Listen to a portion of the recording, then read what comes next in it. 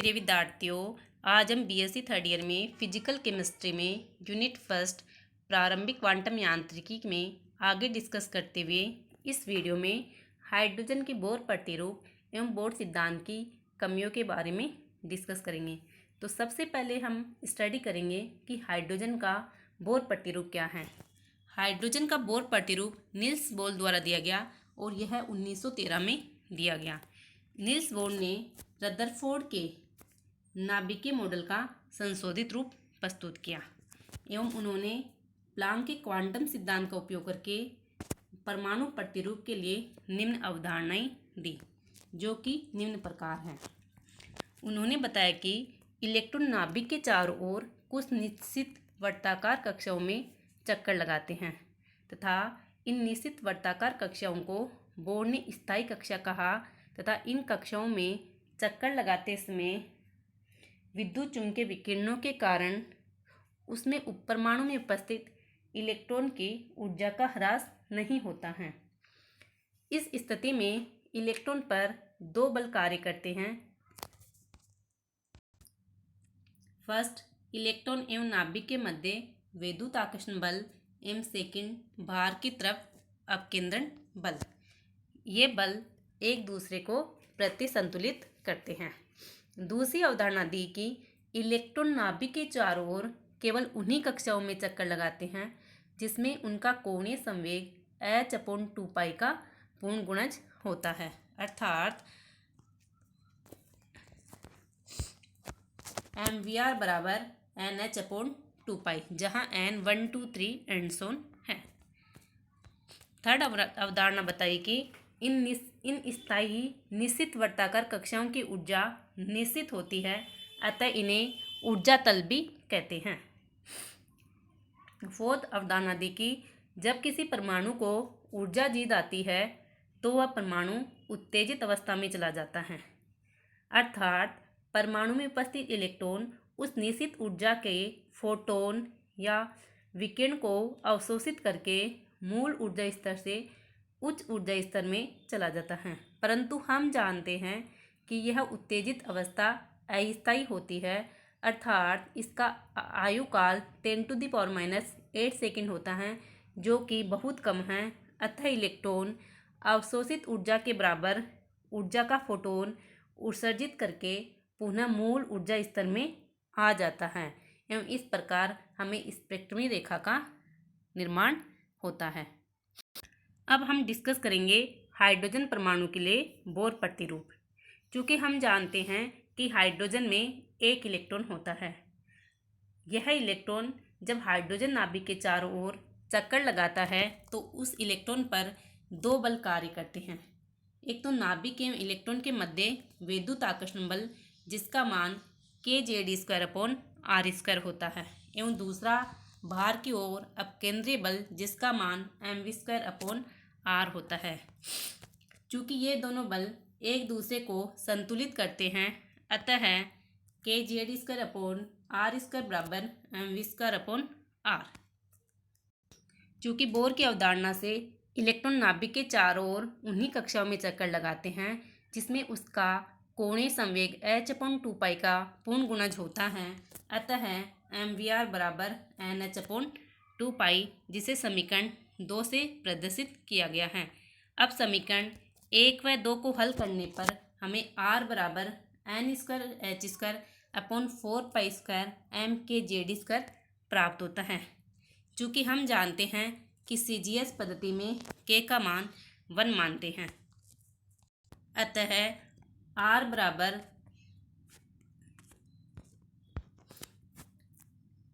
n²h²/4π² mkZd² प्राप्त होता है। h²/4π² me², जो कि कांस्टेंट है, इनका मान एक कांस्टेंट a0 के मानने पर r बराबर n²Z/a0 प्राप्त होता है, जहाँ a0 बराबर h²/4π² me² है। अब a0 में h प्लांक स्थिरांक, पाई m इलेक्ट्रॉन का द्रव्यमान व इलेक्ट्रॉन का इलेक्ट्रॉन पर आवेश का मान रखने पर हमें A0 बराबर 0.529 एंगस्ट्रॉम प्राप्त होता है। अतः हमें R बराबर n² Z 0.529 एंगस्ट्रॉम प्राप्त होता है। चूँकि हम जानते हैं कि हाइड्रोजन के लिए Z का मान 1 होता है, अतः R बराबर 0.529 n², और यदि n बराबर भी 1 हो तो R बराबर 0.529 एंगस्ट्रॉम प्राप्त होगा। अतः R बराबर n² इंटू 0.529 एंगस्ट्रॉम। चूँकि 0.529 एक कांस्टेंट है तो R समानुपाती n², अर्थात किसी परमाणु के लिए कक्षाओं की संख्या बढ़ने से उसकी त्रिज्या का मान बढ़ता है, अर्थात कक्षाओं की संख्या उसकी त्रिज्या के समानुपाती है, यानी R समानुपाती n²। इसी प्रकार nवें कक्ष में किसी परमाणु के लिए इलेक्ट्रॉन का वेग ज्ञात कर सकते हैं। इसी प्रकार समीकरण 1 व 2 से v बराबर 2πkZd²/NH प्राप्त होता है। चूँकि CGS पद्धति में k बराबर 1 रखने पर v बराबर 2πZd²/NH प्राप्त होता है। चूँकि हम जानते हैं कि हाइड्रोजन परमाणु के लिए Z बराबर 1 होता है, अतः v बराबर 2π² इसमें 2πh और e² का मान रखने पर हमें v बराबर 2.18 इंटू 10⁶/n मीटर पर सेकेंड प्राप्त होता है। अतः इससे स्पष्ट है कि v समानुपाती 1/n।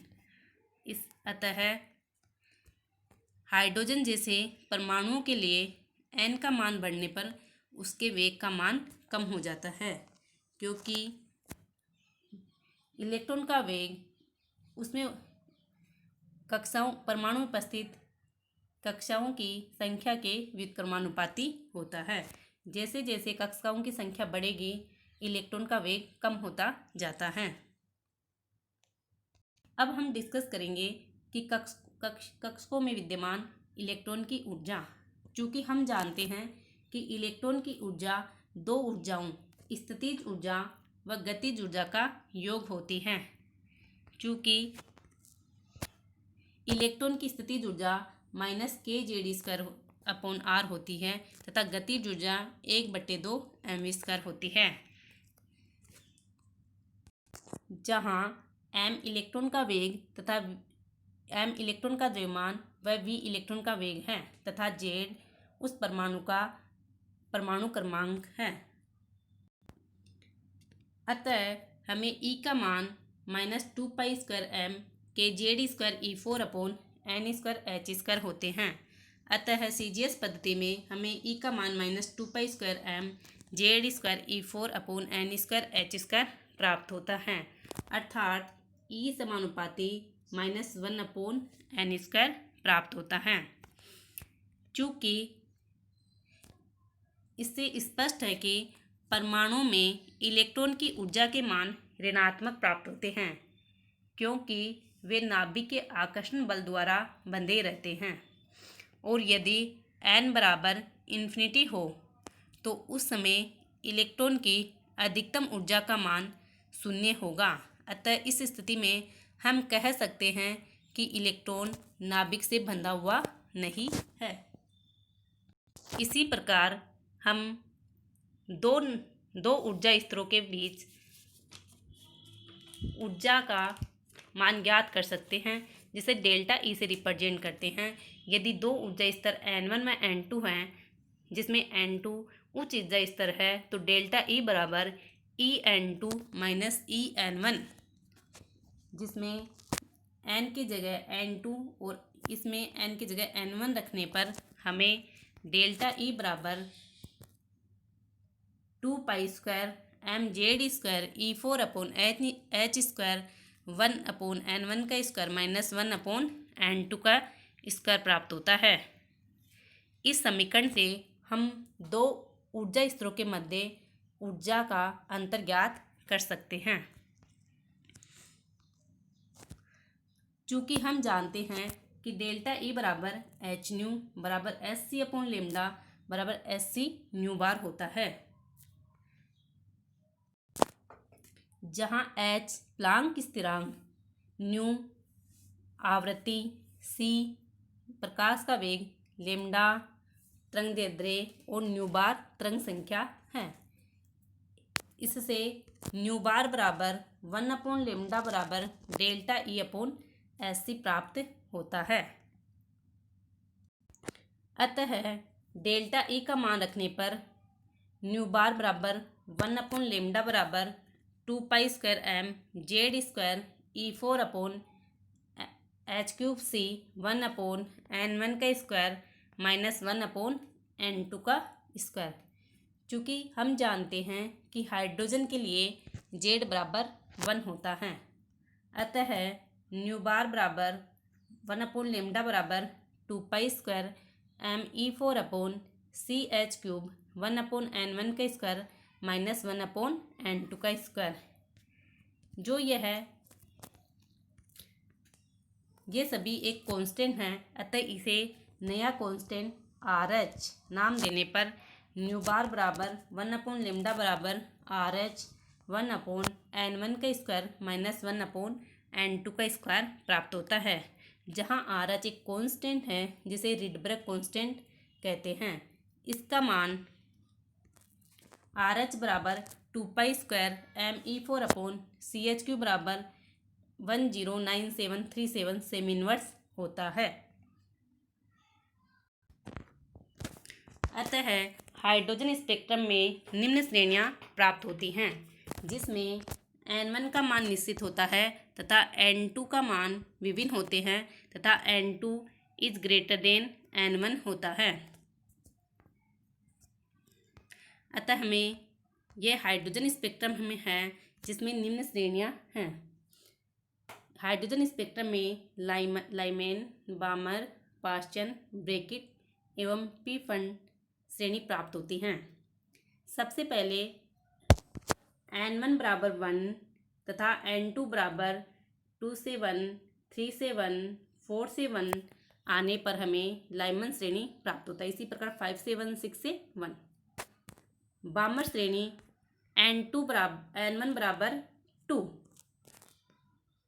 और n2 बराबर 3 से 2, 4 से 2, 5 से 2 आने पर हमें बामर श्रेणी प्राप्त होती है। इसी प्रकार पाश्चन श्रेणी के लिए n1 बराबर 3 तथा n2 बराबर 4, 5, 6 होता है, जिसमें 4 से 3, 5 से 3 एवं 6 से 3, 7 से 3 आने पर हमें पाश्चन श्रेणी प्राप्त होती है। इसी प्रकार ब्रैकेट श्रेणी के लिए n1 बराबर 4 होता है तथा n2 बराबर 5, 6, 7 होते हैं, जिसमें इलेक्ट्रॉन के 5 से 4, 6 से 4 तथा 7 से 4 आने पर हमें ब्रैकेट श्रेणी प्राप्त होती है। इसी प्रकार पी फंड श्रेणी के लिए n1 बराबर 5 होता है, जिसमें n2 बराबर 6, 7, 8, 9 होते हैं, जिसमें 6 से 5, 7 से 5 आने पर हमें पी फंड श्रेणी प्राप्त होती है। हमें ध्यान रखना है कि लाइमन श्रेणी पराबैंगनी क्षेत्र में प्राप्त होती है तथा बामर श्रेणी दृश्य क्षेत्र में प्राप्त होती है तथा पाश्चन अवरक्त क्षेत्र में प्राप्त होती है, तब ब्रैकेट भी अवरक्त में होती है एवं पी फंड भी अवरक्त क्षेत्र में प्राप्त होती है। ये मोस्ट इम्पोर्टेंट क्वेश्चन है, इसको ध्यान रखना है। अब हम डिस्कस करेंगे कि बोर सिद्धांत की क्या क्या कमियां थीं।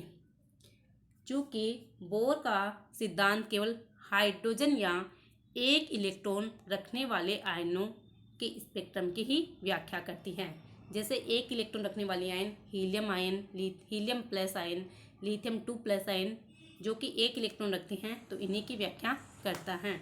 यह बहु इलेक्ट्रॉनीय परमाणु के स्पेक्ट्रम की व्याख्या नहीं करता है।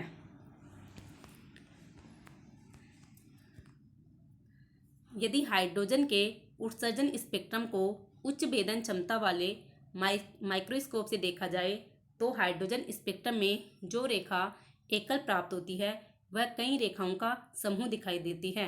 अतः हाइड्रोजन स्पेक्ट्रम के सूक्ष्म संरचना की व्याख्या बोर मॉडल से नहीं कर सकते। यदि किसी स्पेक्ट्रम को चुंबकीय क्षेत्र में लिया जाता है तो इन रेखाओं का विपाटन होकर ये सूक्ष्म रेखाओं में विभक्त हो जाती है, जिसे जीमान प्रभाव कहते हैं। और यदि स्पेक्ट्रम को विद्युत क्षेत्र में लिया जाए तो स्पेक्ट्रमी रेखाओं का विपाटन हो जाता है, इसे स्टार प्रभाव कहते हैं। अतः जीमान प्रभाव एवं स्टार प्रभाव दोनों की व्याख्या बोर मॉडल से नहीं की जा सकती। एंड लास्ट कमी यह है कि बोर की अवधारणा से यह स्पष्ट है कि इलेक्ट्रॉन का कोणीय संवेग h/2π का पूर्ण गुणज होना चाहिए, जो कि बिल्कुल सत्य नहीं है, क्योंकि क्वांटम यांत्रिकी में देखा गया कि इलेक्ट्रॉनों का कोणीय संवेग शून्य भी होता है। तो ये बोर सिद्धांत की कुछ कमियां थी।